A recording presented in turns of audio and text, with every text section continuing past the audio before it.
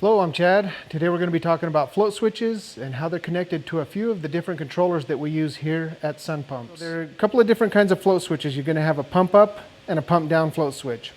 And so with the pump up float switch, the pump will pump up, turn off when the tank is full.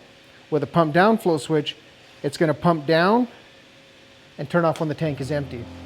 And so that's one thing that you're going to have to pay attention to when you're buying float switches, unless you have a controller where you're able to change from normally open to normally closed and still use the same float switch. All right, here we have our PCA 30 M1D controller.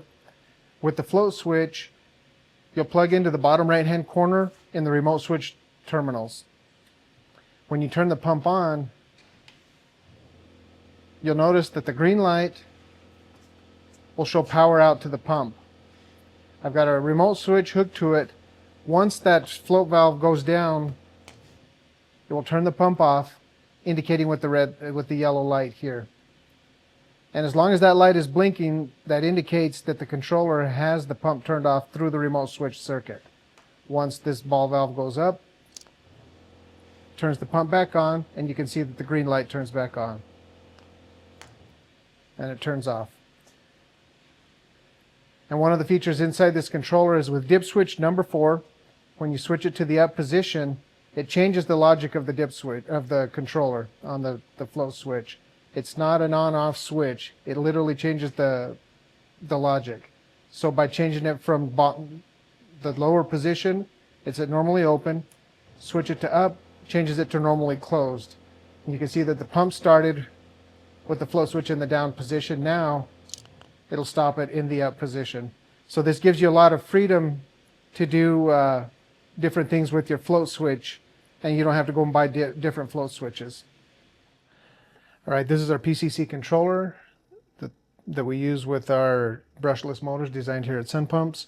This one is compatible with a float switch as well. Up in this top left-hand corner is where we plug in our remote switch, whether it be a pressure switch or a float switch. GND and RS Plus are where I have it plugged into at this time. And then over on the right hand side of the controller, you can see the LED lights. Right now we have power in and we have the run that indicates that the pump is running. Once the float switch switches the pump off, you're going to notice RS stop turned on. You've got the amber light here. That will engage a timer of 1 to 2 minutes, which will allow some recharge in the well. And then once it goes down and that timer trips, your green light will come back on, allowing the pump to run again. All right, we've got the CMMP controller here, and our float switch wires come in the bottom, and they're going to go up to this bank of inputs here.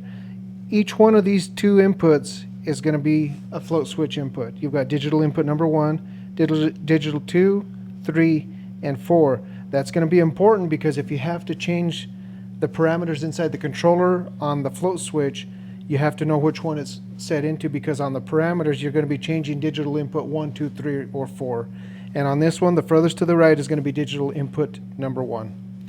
These little modules, they do unplug to make it easier to hook the wires into, and then you just plug it right back in. All right, this is our CMMP controller that we use with our HR and HS pumps. As we talked about the float switches, once the pump is started, I'll start it here. You'll notice it says status normal. Once you hit that green button, pump will begin to ramp up, and you can see the hertz climbing here. We're at full hertz right now at 120 hertz. When the float switch activates, you'll notice that it'll go to digital input.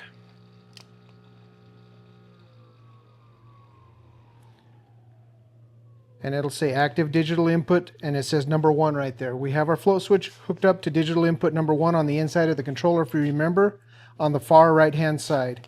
If I had it hooked up to the far left hand side, it would say digital input number 4. So just pay attention to which input you are using once it's activated. That way when you go into the controller to change the parameters, you can do that. Once the float switch goes down, you'll notice that the active digital input number 1 is going to change to status normal. The motor will start and the hertz will climb, and the pump returns to normal pumping.